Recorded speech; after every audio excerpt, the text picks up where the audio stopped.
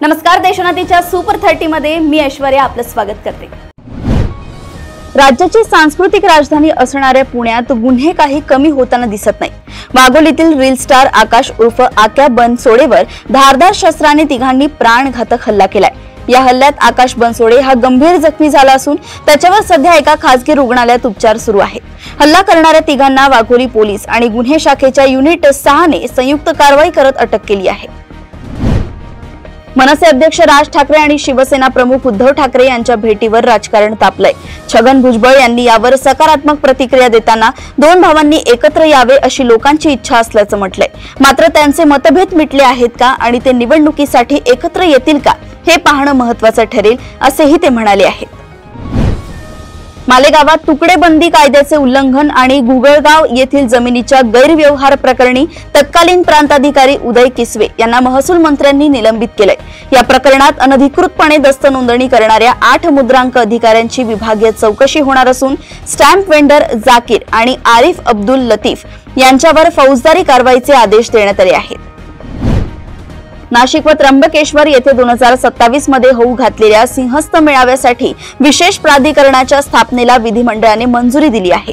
सिंहस्थाअंतर्गत विविध कामांवर जवळपास 10 ते 12 हजार कोटी रुपये खर्च केला जाणार असून या खर्चाचे ऑडिट केले जाईल आणि त्याचा अहवाल दोन्ही सभागृहात सादर करण्याची घोषणा उद्योग मंत्री उदय सामंत यांनी केली आहे।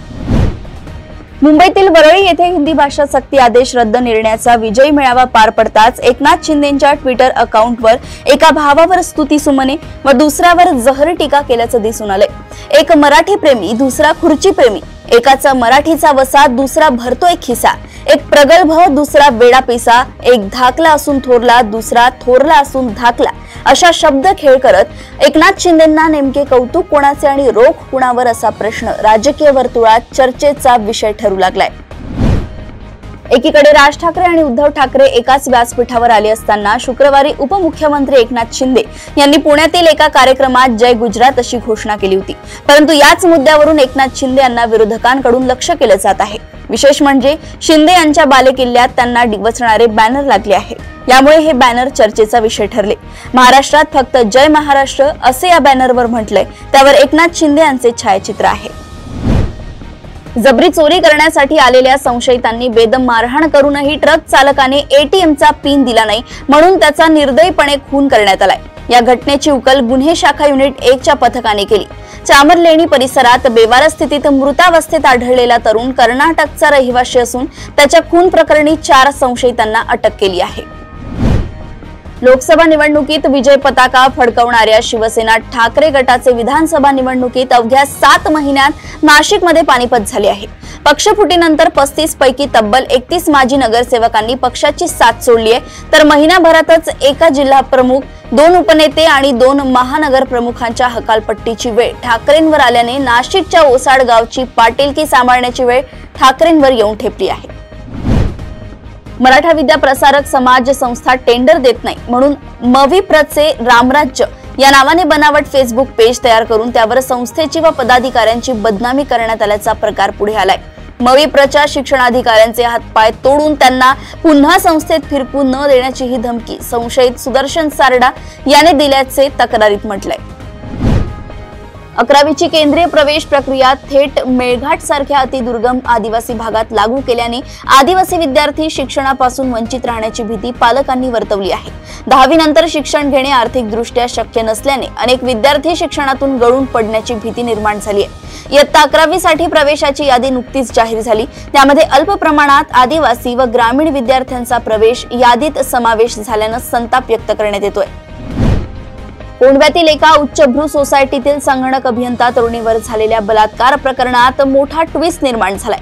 या प्रकरणातील आरोपीला शुक्रवारी सकाळी पोलिसांनी ताब्यात घेतलंय। मात्र हा आरोपी कुरिअर बॉय नसून पीडित तरुणीचा मित्रच असल्याचं पोलीस तपासात स्पष्ट झालंय।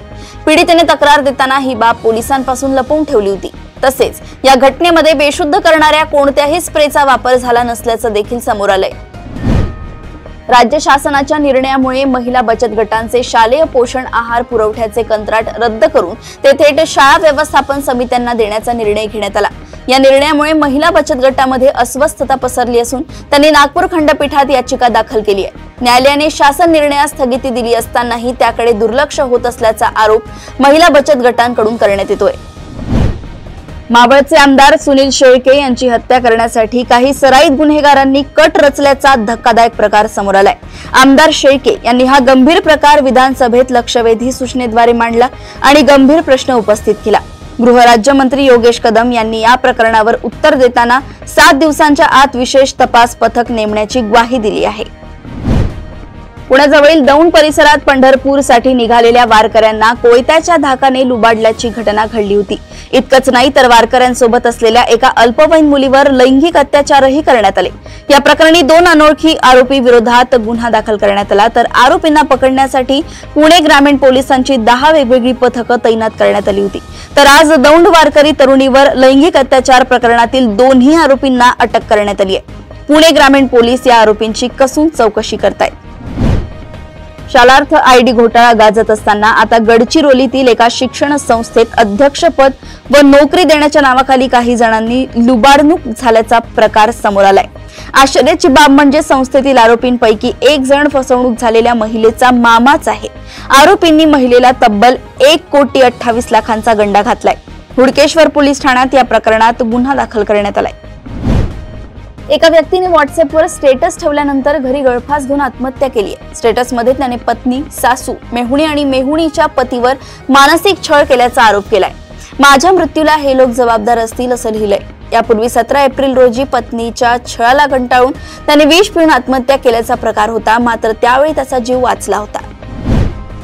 बंगलोरहून दिल्लीला जाणारं विमान उड्डाण घेण्याआधी एअर इंडियाचा वैमानिक खाली कोसळला, त्यानंतर या विमानाच्या उड्डाणाला 4 तासांचा उशीर झालाय।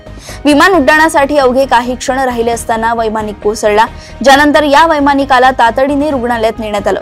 एअर इंडियाच्या विमान क्रमांक AI2414 हे पायलट कोसळून बेशुद्ध झाले, त्यामुळे या विमानाने 4 तास उशिरा उड्डाण केलंय। तिबेटियन आध्यात्मिक गुरु दलाई लामा यांनी आपल्या उत्तराधिकाऱ्यांसंदर्भात सुरू असलेल्या अफवांना पूर्णविराम दिलाय। या संदर्भात बोलताना आशा आहे आपण आणखी 30 ते 40 वर्ष जगू आणि लोकांची सेवा करत राहू, असे दलाई लामा यांनी म्हटलंय। ते रविवारी हिमाचल प्रदेशातील मॅक्लिओडगंज येथील सुगला खांग मंदिरात त्यांच्या 90व्या वाढदिवसापूर्वी आयोजित दीर्घायुष्य प्रार्थना समारंभात बोलत होते। या कार्यक्रमाला 15,000हून अधिक लोक उपस्थित होते। सर्वोच्च न्यायालयाचे माजी सरन्यायाधीश मार्कंडेय काटजू पुन्हा एकदा वादात पडले आहे। त्यांनी नेताजी सुभाषचंद्र बोस यांना जपानचे एजंट म्हटलंय। माजी सरन्यायाधीश मार्कंडेय काटजू यांनी म्हटलंय की सुभाषचंद्र बोस जपानसाठी काम करत होते, त्यांनी अनेक वेळा जपानची मदत केली। त्यावेळी नेताजी यांची उपयुक्तता संपल्यानंतर जपान यांची हत्या करणार होता, परंतु 1945 मध्ये जपानने आत्मसमर्पण केले। त्यानंतर नेताजी कुठे गेले त्याबद्दल कोणालाही माहिती मिळाली नाही, त्यामुळे नेताजी सुभाषचंद्र बोस जपानचे एजंट म्हणून काम करत असल्याचा संशय निर्माण झाला, असे काटजू यांनी म्हटलंय। हिमाचल प्रदेशात मुसळधार पाऊस आणि ढगफुटीच्या घटनांनी जनजीवन विस्कळीत झालंय। हिमाचलमध्ये ढगफुटीमुळे झालेल्या विध्वंसात आतापर्यंत 72 जणांचा मृत्यू झालाय, तसेच 37 जण अजूनही बेपत्ता आहेत। हवामान खात्याने रविवारी हिमाचलमध्ये रेड अलर्ट जारी केलाय। याबाबत मुख्यमंत्री सुखविंदर सिंग सुखू यांनी सांगितलंय की सरकार पूर्णपणे सतर्क आहे।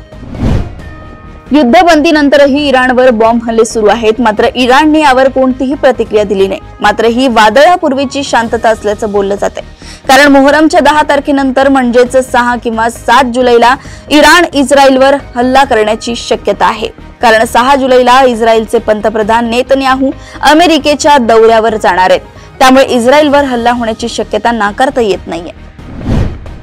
पंजाब नॅशनल बँक घोटाळ्यातील प्रमुख आरोपी नीरव मोदी यांचा भाऊ नेहल दीपक मोदी याला अमेरिकेत अटक झाली आहे। सक्तवसुली संचालनालय आणि सीबीआयच्या संयुक्त मागणीने अमेरिकेच्या न्याय विभागाने 4 जुलै रोजी नेहल मोदी याला अटक केली आहे। भारतातील सर्वात मोठा बँक घोटाळ्याच्या तपासात हा एक मोठा मुत्सदी आणि कायदेशीर विजय मानला जातोय। 4 जुलै 2025 हा अमेरिकेचा स्वातंत्र्य दिन असतो। याच दिवशी एलन मस्क यांनी एक्स वर केलेली एक पोस्ट राजकीय वर्तुळात चर्चेचा विषय ठरली। अमेरिकेच्या स्वातंत्र्य दिनी केलेल्या पोस्टमध्ये एलन मस्क यांनी अमेरिकेत तिसरा राजकीय पक्ष स्थापन करण्याच्या विचाराला हवा दिली आहे। आत्ताच एक्स पूर्वीच्या ट्विटरवर एका सर्व्हेचा हवाला देऊन त्यांनी आपला विचार मांडलाय। आपण अमेरिका पार्टी बनवली पाहिजे का, असं त्यांनी एक्स वर लिहिलंय।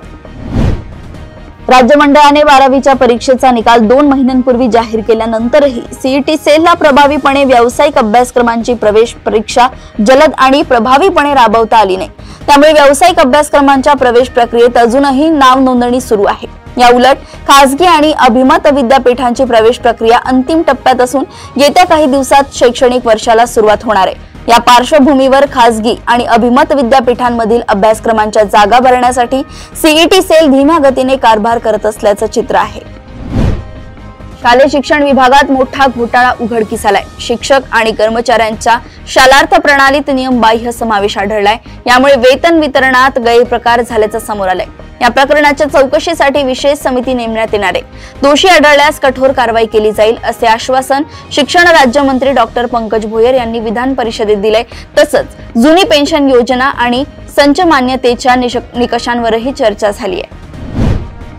बृहन्मुंबई महानगरपालिकेने विविध पदांसाठी भरती प्रक्रिया सुरू केली आहे। या अंतर्गत वैद्यकीय अधिकारी, कायदेशीर सल्लागार, संगणक ऑपरेटर आणि शिपाई म्हणजेच अटेंडंट या पदांसाठी अर्ज मागवण्यात आले आहेत। अर्ज करण्याची अंतिम तारीख 10 जुलै 2025 असून इच्छुक उमेदवार ऑफलाईन पद्धतीने अर्ज करू शकतात। तसेच 23 जुलै 2025 रोजी मुलाखतीसाठी हजर राहू शकतात।